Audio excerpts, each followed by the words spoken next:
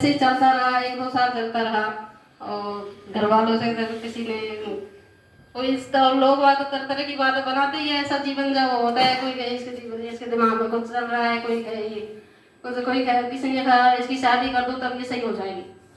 तो लोगों का मुंह किसी का पकड़ नहीं सकते। और ये मानसिक बीमारी ऐसी है जो सभी इसका मजाक बनाते हैं, सभी पागल समझते हैं और पागल घोषित कर देते हैं। और तो कोई आज भी मेरा जीवन ऐसा बन गया, उस बीमारी के नाम से मेरी पहचान होने लगी। और ये वो फलाने की लड़की है, वो बीमार है ना, वो पागल है ना, वो इस तरह से मेरी पहचान हुई उससे। तो ऐसे फिर चलता रहा 3-4 साल कैसे बीत गए। और 10वीं क्लास में हुई तब मेरी शादी हो गई, शादी कर दी। शादी के बाद भी तो और ज्यादा तबीयत खराब होने लगी। इसमें अब किसी का भी दोष नहीं कि ससुराल वालों का दोष, किसी का हो मेरी परमेश्वर क्या पता, परमेश्वर के जीवन मेरे जीवन से कुछ योजना हो या इस तरह से बीमारी हुई हो। लेकिन किसी का किसी में कोई दोष लेना नहीं चाहती कि किसी ने क्या किया, किसी ने क्या बोला। लेकिन परमेश्वर का धन्यवाद करती हूँ, फिर उन्होंने मुझे आशीष की। इस बीमारी के द्वारा ही मैं परमेश्वर के मार्ग में आई, तो उसके लिए धन्यवाद करती हूँ परमेश्वर का। फिर 2000 में मेरी शादी हो गई। तो यार ये कैसे काम करूँ, पहले भी ऐसे जीवन था। फिर मेंटल हॉस्पिटल में भी कभी एडमिट कराना पड़ा, काफी बार, कई बार मेंटल हॉस्पिटल। लेकिन दवाई से भी कोई फायदा नहीं मिलता था, ये बहुत ज्यादा हालत खराब होती गई। काफी बार, एक बार तो बिल्कुल बहुत दिन तक ऐसे ही रही मेंटल हॉस्पिटल में, किसी को पहचानते भी नहीं या गाली गलौज करने भी लग गई। अपने मतलब मुंह भी खुल गया और तरह तरह की गाली भी देती, कुछ भी ऐसे करने जो करते हैं पागल करते हैं, इस तरह से हरकत करने लगे। और सबने खूब कोशिश कर ली, कहीं सारे कोई भी देवी देवता कहीं भी नहीं छोड़े। जहाँ की जो कहता है ये देवी देवता पे वहाँ होता है, ऐसा होता है, वहाँ जाने से ऐसा होता है, जात करने से ऐसा होता है, लेकिन कहीं भी कोई भी आराम नहीं मिला, बल्कि और ज़्यादा हालत खराब होती गई। फिर सबने कोशिश कर ली, ससुराल वाले ने भी, घर वालों ने भी, माँ बाप ने भी, जहाँ जो कोई हॉस्पिटल नहीं छोड़ा, कोई भी कुछ भी नहीं छोड़ा, लेकिन बीमारी ने पीछा नहीं छोड़ा। जब ज्यादा ही हालत खराब हो गई, सब ढाप चुके, सब परेशान, देवी देवताओं से परेशान हो चुके, तब मेरे काका ने जब सारे कम भाई और पता नहीं कौन कौन थे, ऐसे मुझे पता नहीं, इनसे बोला, काका से बोला, ये विश्वासी ही थे पहले, अब हमारे बस की बात नहीं, हमसे कुछ करना, हमसे कुछ हो सके तो करो जिससे ये सही हो जाए। नहीं या तो पापा ने तो ये भी बोल दिया था ये मर जाए तो अच्छा है, हम रोकर बैठ जाए सब। हालांकि उनकी कोई दोष नहीं बोलने में, क्योंकि सब परेशान हो जाते हैं। अगर हम भी कोई ऐसी परिस्थिति होती है तो हम मुंह से कुछ भी बोल देते।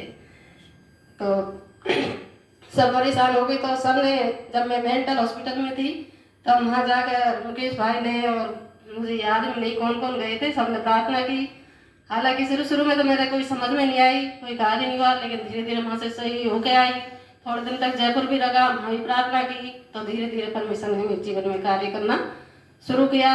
और पहले तो मैं ऐसे ही देवी देवताओं को भी मान लेती और प्रार्थना भी कर लेती और बाइबल पढ़ती। तो शुरू में कुछ भी समझ में नहीं आता क्या है क्या नहीं है, लेकिन पढ़ती रही और तो दोनों तरफ मतलब दोनों नावों में पैर रखने लगी। और फिर भी परमेश्वर ने मुझे पकड़ा, कार्य करा, जीवन में सही करा। और जब तक 6-7 साल ऐसे ही बीत चुके शादी के, बीच में 3 साल तक, बीच में फिर गांव में ही रही, तब ऐसी ज़्यादा तबीयत खराब रही। तो फिर बाद में लेके भी यहाँ आ गई। फिर और 7 साल बाद, फिर 7 साल तक कोई बेटी या बेटा मेरे नहीं था। तो 7 साल के बाद एक बड़ी बेटी हुई। लेकिन जब भी 7 साल के बाद भी जब भी परेशानी थी, तब भी मैं बीमार थी। उस बेटी होने के बाद भी मेरी जब भी बीमारी थी, उसके बाद बहुत ज़्यादा हालत, बेटी हो गई थी लेकिन बेटी को मैंने संभाला नहीं। मम्मी पापा ने, उन्होंने ही पाला उनको, उन्होंने एक दिन को दूध भी नहीं पिलाया उसको उन्होंने ही पाला, उन्होंने ही बड़ा किया। बेटी होगी लेकिन उसे संभालने की सामर्थ्य नहीं थी, क्योंकि मेरी तबीयत सही नहीं थी। तो 7 साल के बाद फिर बड़ी बेटी होगी। फिर उसके बाद 3 साल बाद दूसरी बेटी हुई। 2010 में। तो उसके बाद थोड़ा ठीक रहने लगी। 2010 के बाद मैं विश्वास में आई, 2010 के बाद तो परमेश्वर ने फिर कार्य किया मेरे जीवन में। फिर 2010 के बाद विश्वास में ऐसे प्रार्थना करते और छोटी सी कलेसिया है, हम सारे लोग मिलकर 3-4 जने हैं, लेकिन परमेश्वर ने हमारी छोटी सी कलेसिया पर बहुत आशीष हमें सबको दी, सारे भाई बहनों को, और संभालता है हमें अपनी कलेसिया में। और परमेश्वर की प्रार्थना करते हैं संडे के दिन, तो साक्षी के हम प्रार्थना करने आने लगे। और उसके बाद बेटी जब छोटी बेटी 3 साल की हो गई, तब बेटा के लिए, अब मनुष्य की चाहत है, उसकी चाहत कभी घटती नहीं। पहले बेटी नहीं थी, तब परमेश्वर बेटी ही दे दे, हमको बेटी की जरूरत है। तब जब बेटी हो जाती है तब बेटा नहीं है, बेटा नहीं है, संसार के लोग सारे जरूरत है और ये ऐसे ही करने लग जाते हैं। तो बेटा के लिए हमने सब लोगों ने प्रार्थना करी, क्या कलीसिया में सारे लोग प्रार्थना करने लगे। बड़ी छोटी बेटी 9 साल की हो गई तब, और परमेश्वर तो धीरे धीरे एकदम अनुग्रह देता है। सारी जरूरतों नहीं, संसार की जरूरतों को भी परमेश्वर हमारी पूरी करता है, लेकिन संसार की जरूरत कोई हमारे लिए मायने नहीं रखती। परमेश्वर हमें आत्मिक जीवन में बड़ा है, परमेश्वर ऐसी आशीष हमें दे और हम आत्मा में मजबूत बने। और जब 9 साल की बड़ी छोटी बेटी हो गई, तब परमेश्वर ने आशीष के रूप में हमें ये बेटा दिया 2 साल के बाद। और सबका मुंह परमेश्वर ने बंद किया, लोग कर रहे थे बेटा इसके क्या हुआ, इसके बेटा कोई कुछ कर, मतलब बात है, हम लोगों की मुंह हम पकड़ नहीं सकते। और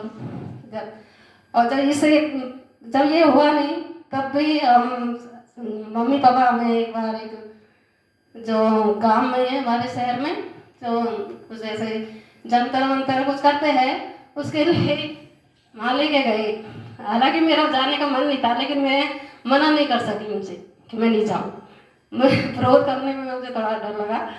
फिर मुझे और मेरी दौरानी है, तो उसके भी जब बेटा नहीं था, जब हम गए तो उसने हमें कुछ जंतर दिया बांधने के लिए और कुछ ऐसे ही बताया कुछ नियम कानून। हम वहाँ से तो आ गए, तो जंतर हमने रख लिया। गाँव में हमारा घर है, वहाँ मैंने खूब संभाल के रखा था बैग में वो जंतर। अब जंतर मैं सोच में थी, परमेश्वर मैं क्या करूँ, मैं इस जंतर को बांधना नहीं चाहती, पर मैं मना भी नहीं कर पाती, और क्या करूँ मैं। फिर ऐसे ही प्रार्थना करती थी, परमेश्वर तू करे जो हो। फिर जो हम गांव में ही थे, बैठने लगे थे बस में, जैसे ही बस में बैठने लगे एकदम आवाज ऐसी आवाज आई बस में, मैंने पता नहीं क्या देखा कुछ भी नहीं, पता नहीं क्या गिरा जाने। और फिर बस में से घर पे आ गए बैठने, और यहाँ आके देखा कि वो जंतर बांध ले। मम्मी पापा तो लग जाते हैं जंतर बांध ले जंतर। तो मैंने देखा वो जंतर तो है नहीं है मेरे बैग में, खा गया जान। हाँ तो तेने चला कर तू बांधना नहीं चाहते इसलिए तेने फेंक दिया वो कहीं। मैंने तो कहीं नहीं फेंका, लेकिन मुझे नहीं पता वो खा गया। और फिर वो तो मुझमें अगर तू बांधे तो दोबारा बनवाए। फिर वो मुझमें सामर्थ आ गई, नहीं मैं तो नहीं बांधू, मत बनवाए मेरे लिए। तो फिर मैंने कोई जंतर मना कर दी, मैंने जंतर नहीं बांधा। तो परमेश्वर कैसे कार्य करता है, परमेश्वर को सौंपते तो प्रभु हर छोटी से छोटी बात में मदद करता है। हर छोटे से छोटे दास की परेशानी को वो समझता है। हम कोई छोटे से दास है, तुच्छ है, पर परमेश्वर ने मेरी प्रार्थना हर बात में परमेश्वर सुनता है। कोई सब्जी भी बनाती है तो परमेश्वर तुम मदद करना, कोई 10,000 लोग अच्छी सी सब्जी बने तो अच्छी बनती है। तो हर बात को परमेश्वर के हाथों में सौंपते तो परमेश्वर हमारी मदद करता है। तो ऐसे वो भी एक जन क्या दवाई लाए थे, कोई दिल्ली में से कोई जो पता नहीं जादू टोना की बनाकर कि तू इस दवाई को ले लेना। फिर मैंने हाँ ले लूँगा रखकर और क्या खा गई वो दवाई ले ली था ना, कौन सी दवाई देती ही नहीं, कहीं हाँ रखी नहीं डिब्बा में, वो नहीं पता। और दवाई सब घर में ढूंढ ली, पर वो दवाई खाई नहीं मिली। परमेश्वर ने पहले ही वो गायब कर दी। तो ऐसा परमेश्वर कार्य करता है। परमेश्वर पर अगर विश्वास है तो प्रभु हर मुश्किल को संभव करने वाला परमेश्वर है। और परमेश्वर सबके जीवन में आशीष दे। परमेश्वर जो भी जिस मन से आया है, जिस प्रार्थना को लेकर आया है, परमेश्वर भाई बहन की प्रार्थना को सुने। धन्यवाद प्रभु जी, आमीन। जोरदार तालियां मसला बहन के लिए। परमेश्वर ने अद्भुत उनके जीवन में काम किया है और बहुत सारे ऐसे, ये आपको कुछ एक बातें बताएं उनके जीवन की, हर दिन की गवाही हर एक के पास में मुझे मालूम है। लेकिन इस गवाही से दो चीजें निकल कर आती हैं। देखिए, इन चीजों के पीछे शैतान की सामर्थ्य होती है, जिनको हम ताबीज गंडा ऐसे शौक के लिए भी बांध लेते हैं लोग। कई लोग क्रूस भी पहन लेते हैं, क्रूस से भी ताकत, शैतानी ताकत। कभी भी देखो, परमेश्वर के स्थान किसी को चीज को मत दीजिए। आप जीसस की मूर्ति को मत दीजिए, क्रूस को, किसी कोई भी चीज परमेश्वर को लेती है वो शैतान की अधीन में आ जाते हैं। मैं एक इसलिए बताना चाहता हूँ, अभी प्रभु का दास रवि जो दौसा में सेवा करते हैं, उनका भाई को क्रूस लेकर आया था मुंबई से, और जैसे उनके घर में आया गड़बड़ी चालू हो गई, पूरा गड़बड़, प्रार्थना खत्म कर दी, फिर क्रूस को फेंकना पड़ा प्रार्थना के। कई बार ऐसा नहीं है कि क्रूस का इशू का, तो ये चीजें परमेश्वर के स्थान लेती हैं, सब शैतान की ओर से होती है। तो हमारे जीवन में हमें देखना है कि हम किन चीजों से बंधे हुए हैं। हर चीज को परमेश्वर के लिए त्याग दें। हालेलुया। तो मैं एक बार फिर से मतलब इनको प्रभु का धन्यवाद देता हूँ और प्रार्थना करता हूँ प्रभु उनको और ज्यादा आशीष दे, और ना सिर्फ आपके परिवार के लिए बल्कि आप आसपास के लोगों के लिए आप आशीष का केंद्र बन जाएं। आमीन। क्योंकि वचन ऐसा कहता है, तेरे कारण तेरा घराना उद्धार पाएगा। हमें मालूम है, इनके बेटे के लिए हम लगातार दुआ करते हैं, परमेश्वर एक बेटा नहीं है, एक बेटा दे, और परमेश्वर ने आशीष को सुना, प्रार्थना को सुना, आशीष दिया। धन्यवाद। आज उनका बेटा उनके साथ में। आइए हम सभी गवाही देंगे, अपनी अपनी तैयारी कर लीजिए क्या बोलना है। तो मैं उनको जानता था इसलिए मैंने उनका नाम लिया, बाकी मैं आप सबको इतना परिचित नहीं हूँ। तो बच्चे भी गवाही दे सकते हैं। हालेलुया। कौन आना चाहता है? आइए, और संक्षिप्त में 5-5 मिनट का गवाही दे सकते हैं। हालेलुया। हमारी बहन, मुन्नी बहन, हम धन्यवाद परमेश्वर का सब भाइयों को, प्रभु का धन्यवाद करती हूँ कि उसने मौका दिया, और इस छोटी सी कलीसिया के द्वारा मैं विश्वास करती हूँ कि पूरे एरिया में उसकी महिमा होने पाए। हालेलुया। धन्यवाद परमेश्वर। लोग ठट्टा करते हैं, मजाक करते हैं, ये पागल मूर्ख हैं, और रोज हम लोगों के बारे में अलग अलग बातें बनती हैं, लेकिन हमारा परमेश्वर जो उसने आज तक हमें विश्वास में बना कर रखा है। हम अपने आप से विश्वास में नहीं बने रह सकते, लेकिन प्रभु का ये अनुग्रह है। इसके लिए मैं धन्यवाद करती हूँ कि प्रभु ने हमें विश्वास में बना कर रखा। जितने भी भाई बहन सब परमेश्वर की ओर से विश्वास में, अपने आप से कोई विश्वास में नहीं रह सकता। और मैं धन्यवाद करती हूँ, छोटी सी गवाही देती हूँ कि मेरे परिवार में कोई विश्वासी नहीं है, और खासतौर से मेरे पति जो मुझे विरोध में है भयंकर, ये सब जानते हैं जितने भी भाई हैं, लेकिन फिर भी परमेश्वर ने मुझे दृढ़ और मजबूत बनाकर रखा है कि तू विश्वास में खड़ी रहे। और आज के लिए भी मैं धन्यवाद करती हूँ, मैंने अपने पति से नहीं कहा कि तुम मुझे भेज रहे, परमेश्वर जिस तरह तू गुलशन बहन को पाकिस्तान से लेकर गया था, उस वचन के अनुसार आज तू मुझे लेकर चलेगा। तो परमेश्वर की अद्भुत योजना को अपना आप मुझे छोड़कर यहाँ गई। इसके लिए मैं धन्यवाद करती हूँ, क्योंकि 25 और 26 और 27 3 दिन से मैं आ रही, तो वो रात में कह रहे थे कि 3 दिन हो गए, जाते जाते लोग क्या कहेंगे, मुझे शर्म आती है, तू तो बाहर नहीं निकलती है, लेकिन मेरे से लोग पास्टर बोलते हैं, क्रिश्चियन बोलते हैं। तो मैं क्या आप ये बोल दिया करो कि मैं क्रिश्चियन हूँ, लेकिन वो क्या, मैं तो नहीं हूँ, मैं कैसे बोल सकूँ, झूठ नहीं बोल सकता। मैं भी झूठ नहीं बोल सकती, मैं मसीह के विश्वास में हूँ, और मेरे जीवन से विश्वास को, हृदय को तुम शरीर को ले जा सकते हो, लेकिन विश्वास में तुम कभी भी मुझे अलग नहीं कर सकते। हालेलुया।